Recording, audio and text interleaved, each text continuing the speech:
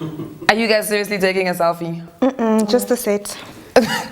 Just to say it, and you are in it. I was taking a selfie. She just happens to be in the picture. Anyway, welcome back, guys. We are talking about the pressure of social media, and clearly you've just seen it here, in motion. We are checking in.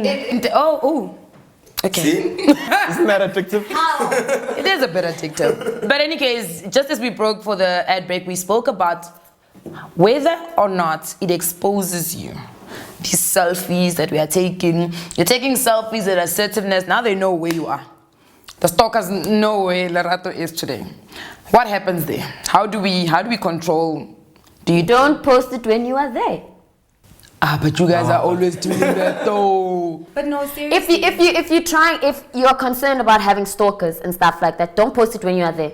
It's that simple. You can post it 2 days later, you can post it a day later, a couple hours later, whatever. Flashback, throw it back. Yes, we have hashtags for these things. You can do whatever you feel with those hashtags. But if you don't want people to know where you are at that point in time, then don't post it. I know with my trip, my friends were telling me, oh no, you can't post. And I was like, guys, I'm on vacation. Like, you are not going to tell me not to post, what to post. Lifestyle. I was like, I'm living my life. Leave me alone. Don't tell me. Yeah, I was like, leave me alone. Let me post what I feel like I want to post. And if you're concerned about having stalkers, please teach me how to get stalkers.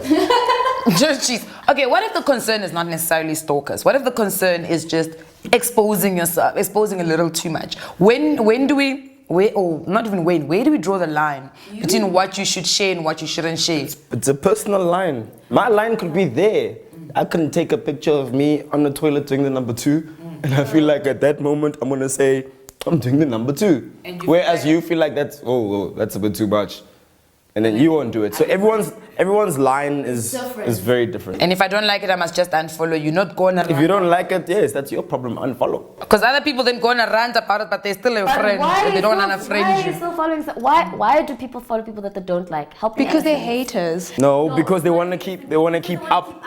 Yeah. Yeah, they want to keep tabs of what's happening in your life. Yes, that's what it is. So you are fascinated by that person. You don't like them, but you are fascinated by them enough to keep up to date with what they are doing. Like exes. And that's Why do you have your I feel like you have an ex story that you would like to tell us. Why are you looking for it everywhere around? Like something exes would want to know, like, what are you doing? Who are you interacting with? Like, yeah. I actually saw a very cute tweet off topic. I saw a very cute tweet yesterday about exes. This guy said, sometimes you need to tell your ex that you haven't moved on so that they think you're as miserable as they are. Exactly. So now when you're happy on your timeline, she's thinking, oh, so now I didn't mean anything. Because he's over me already. It's only been a week. I'm not over it. So they're keeping tabs. oh God, so much work. It's really not So now I can't just tweet random things. I must be considerate. I must be considerate of everybody else's feelings on my timeline. But they're your followers, so you have to be considerate. No, you are following my tweets. personal tweet? Yeah. Mine's no longer personal because now it's this times it's You've got like 13,000 followers. I've got like 300. How do you do we that? are not in competition here. Like, I am so shocked. You need to ask her what she's tweeting out. Clearly, whatever she's tweeting out works, and you need to copycat that. In fact, go and steal her tweets and tweet them. The thing is, don't go and copycat. I think that's where people get it wrong. Don't go and copycat it because as much as I tweet whatever I feel like I'm tweeting, a lot of the time my personality comes through on my tweets. So you can steal it. People are going to be like, but what are you doing? And with someone like you, that's a lot to steal. She's got over 490,000 tweets. When did you start Twitter? 2011. 2011, and you've already tweeted 490,000 times. I retweet and I quote a lot of articles. Like I will quote an entire article, start to finish. I have a lot of content. Well, clearly your followers have quite a lot of patience with you. Because can you just retweet the link? I'll go read it myself. Thank you very much. My people don't like to read. I've noticed that. You can post an article, they won't respond to the link, but post the article on your timeline, they will respond. You see, that's very important that she understands. Did you hear what she said? She understands. My people want this, and that's why she's got that many followers. Because that's what I'm saying. It's all about the responsibility. You have to understand where your lines are. We spoke about tweeting at the right time, tweeting at this. she knows that the people that are following me, she knows her audience. And what's working for her audience won't work for my audience. Yes, if I go retweet some stuff like the way she said, she can go quote a whole article, maybe my followers are like me, and they don't like seeing a whole article. They just want a link. Send me the link and I'll go to the website and read it. That's me. Hey, can you everyone's just? different. I'm your follower, Lerato. I am your audience. I don't like your stories. Please send a tweet. Well, Send a link. I do this when she does that. Send me a link, please. I feel like there are days when I actually do post the link. Yeah, no, like you do. I'll post the link and then I'll quote, or I'll quote the whole thing and then I'll post the link. Because then once I get to about 3 or 4 tweets, people will be like, "Can we get the link?" Only once people start asking, I'm like, "Okay, guys, here's the link." Okay. Okay, I've got a confession to make. Yes, confess, Lydia. Just earlier on when I was following you guys, that was the first time I was on Twitter in I think a month or 2 or 3. judging you. How is your life? I think you should deactivate. So I think Lydia must get off set. Go take a walk. Yeah, actually, why are you here? Months. I am so shocked that you guys. It's a full-time job. It is. I get Instagram. I'm always on Instagram. It is a full time. It's my 9 to 5. Besides, it's not your job, is it? It's not his job, and he was. Oh my God. He's not online all day, every day. But then there are times when I'm actually also getting paid to tweet. How much data do you spend a month? Lydia, how much data do you spend, Lydia, using Instagram? A gig. You use a gig in a month. Yes. Ooh, it must be nice. You live a nice You are life. living the life. Okay, guys, we're getting off topic. Let's go back to the topic. Are we creating narcissists Yes, we are. And psychopaths. and psychopaths Perfect example is. and a playground And you're creating stalkers. for stalkers? Like we mess around with the term and we say, I'm gonna go stalk your timeline now. But in actual fact, You are you stalking are one. stalking a timeline. Yeah, women would be saying they're doing investigations. Don't try and zhuzh it up. Don't try and zhuzh it up. stalking someone. We're grown. We are all adults. And we know what exactly you are looking for. Look for it. But then don't complain once you found what you were looking for. Okay. I feel like social media, it gives people access to seeing your life. That does not mean that they know your life. But you create that access, though. Yes, Yes, but then create you create the boundaries of how much of your life you're allowing them to see. But sometimes people post everything, including their cell phone numbers on That's social their choice. media. But that's their choice. Or other people's cell phone numbers. I feel like we need to discuss that also. Because, no, you know what? It's your Twitter account, yes. You have a right to do whatever you feel like, yes. I'll agree with you. However, the moment you start invading other people's privacy, you've crossed a boundary. And you need to know that, yes, it's your timeline, yes, it's your content, whatever. But there are always repercussions for everything that you do in life. So if you don't think about it, doesn't mean there won't be a repercussion later on. I know of someone that said something about somebody else online and they got sued for it. It's defamation of character. People don't think about these things. You have to know your boundaries, where to go and where not to go. You need to be careful of who you attack. And you need to, because you stated it earlier on where you said, you don't know people's networks. You don't know who they know. You don't know what they know. You don't know how much power outside of the social space they've got. So you have to be very careful on that front. Because yes, it's social media. Yes, it's so-called makes us all the same. But there are still boundaries and there are still laws in place for things like that. Okay, you're talking strictly about law and law abiding. I want to talk a little bit about trolls. And people who, for me, are breaking social laws. You know, you tweet, there was a musician who tweeted something and people went in on him. And I don't know, it almost felt like some of the things that people were saying were now not even about what he said. You know, it was now a personal attack. But it's always the case with celebrities being attacked by trollers. I mean, earlier on I was saying Tia Mori, she posted a picture of her baby boy who was like a couple of months old, and people were like, oh my God, that's such an ugly baby. And like thousands and thousands of people were just like retweeting it and saying all these nasty things about her personal life, nothing about her work, by the way, and just being so rude. But Lena, why is she posting pictures of her baby? But that's the thing. I mean, you're a celebrity, and sometimes you just No. It's her timeline. It's her account. She can post whatever she wants.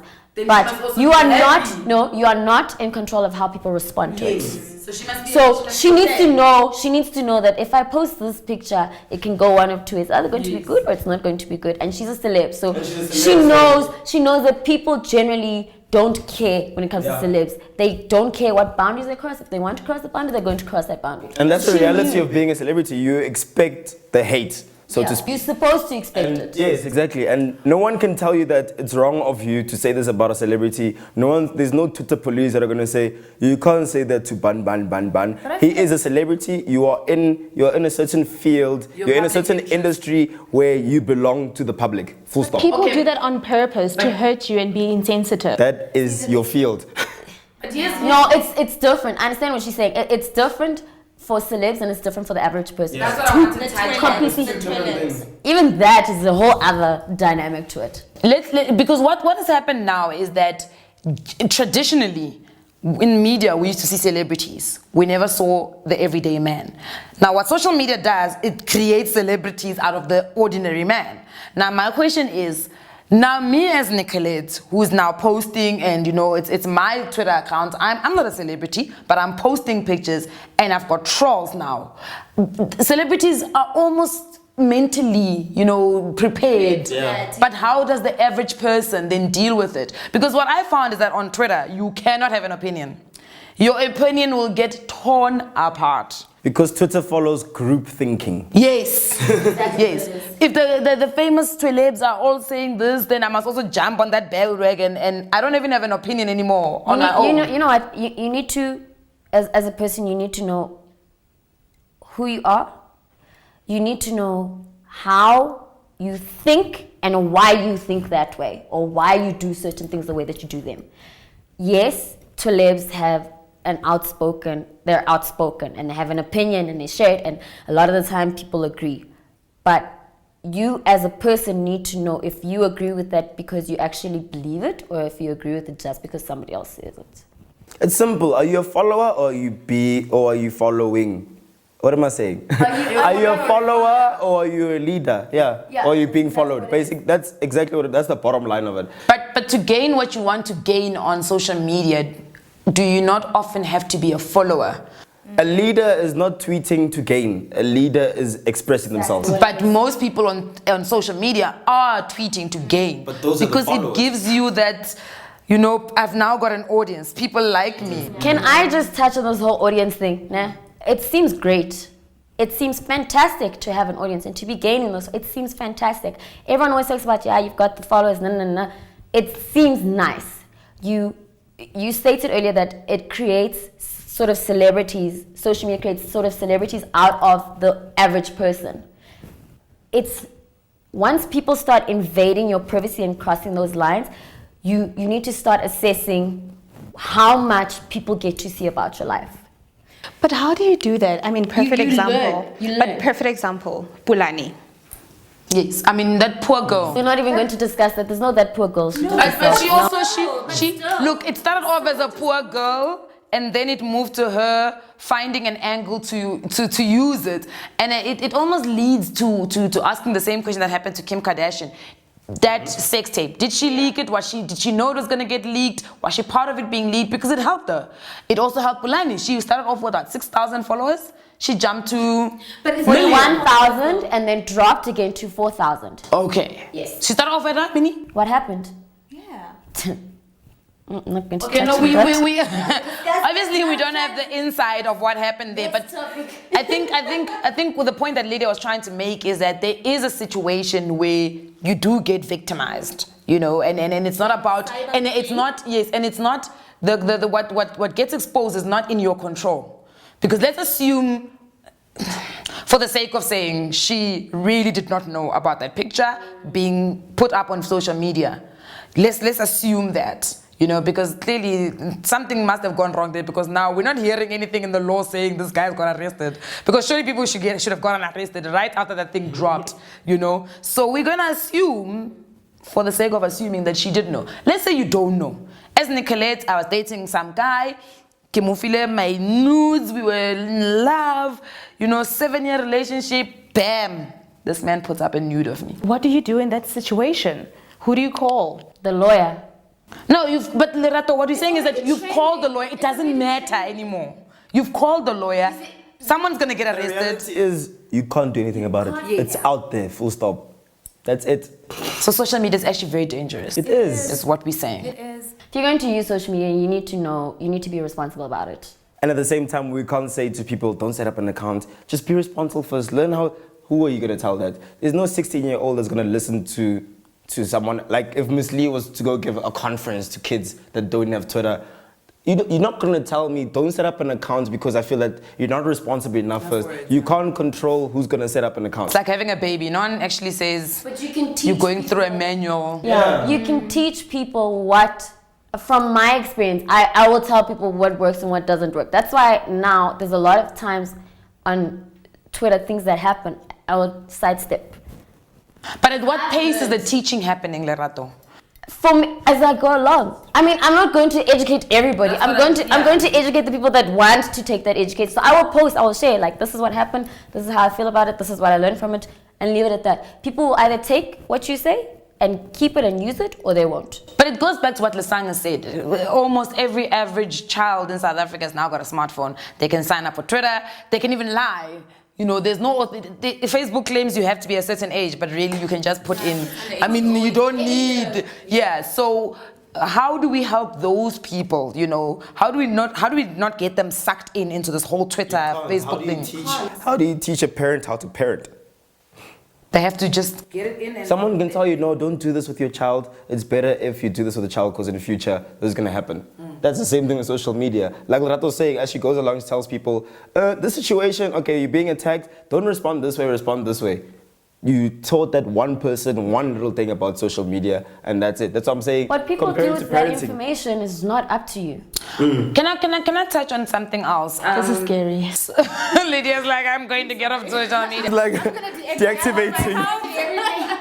I just want to touch on social activists. I feel like in South Africa we do it quite a lot, and not only in South Africa, we see it quite a lot in general in the world, where we've got people who fight a cause on social media, but that it never materializes. Yes.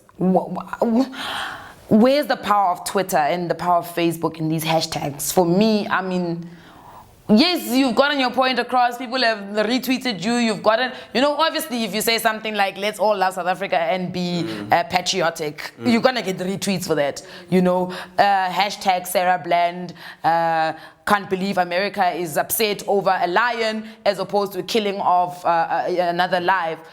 That's a very important question, though. You know what? How much power does that hashtag really, really have? Are we hiding behind Twitter? Are we socially active on Twitter, but we're not? But then when it comes to the crux of it, when you're outside on the road, you're not living up to... Like bring back our girls. Let's bring back our girls. What happened to it? We don't know. Now it's gone. It was a hype. It was trending. Everyone wanted to jump on that. I'm a good person bandwagon. And I also care about those girls. Where are they now? Do you know? Yo, guys, do you care? Or did you care then? Because I got to a point on Twitter where I was thinking, I was now reading breaking news, so that I want to also be part of the first people to break something on Twitter. And I realized, man, my life is better than this, though. You know, it's like a FOMO mentality, the fear of missing out. Like everybody wants to be part of this hashtag, but 7 days later, you're like, oh, there's a new hashtag. It's Drake versus McNeil or whatever. We're not moving on these hashtags so quickly. We're the generation... We're standing on the sidelines and watching, we're making commentaries. That's what we do. We don't know how to get involved. And when I say that, I mean, when we look at our country's past, generally, people, they didn't have time to be on social media and be like, yeah, I'm going to do this. They just went to it. We are, I want to take some time, I want to think about it, let me analyze it properly, get other people's opinions. We're that generation. And then when it comes time to work, to putting in the work to do it, we don't do it. Because why must I do it? I've got social media now, I can entertain myself. I don't need to spend all that energy doing something like that. The power is not in the hashtag on its own. The power is in the people that take it a step further and actually do something about it. Because yes, it's great to have a hashtag. People can track what people are saying, other people are saying, make a commentary, whatever the situation is. But if nobody does anything with that hashtag outside of the platform, then it's pointless. Okay. We're living in two different worlds. right now. We're trying to find a way to merge the two worlds. We need to merge the crux of the message that we need to merge the two worlds, because I can be Mother Teresa in my virtual Twitter world and all my followers know this Mother Teresa guy. When I put my phone down and like, hey, bralisang, I'm someone completely different. You're killing animals and doing all sorts of things. Twitter is not necessarily the devil. There are obviously gimmicks. There's a fun side of Twitter. And when we come back from the little ad break that we're going to have to just wrap up this conversation, I want us to talk about the fun side of Twitter, the fun side of Facebook, the fun side of Instagram, memes, putting up, nice pictures, having people, your family, tracking your life, people that you have never seen feel like I think what Facebook... I can't wait to touch on that. Oh, okay. I have a great story for you. Awesome. People are getting married because of social media. So for me, there is a positive side of social media. So when we come back, let's discuss that. But also on a more lighter and humorous side, let's discuss these girls and boys who do not look like their profile pictures. We will be back.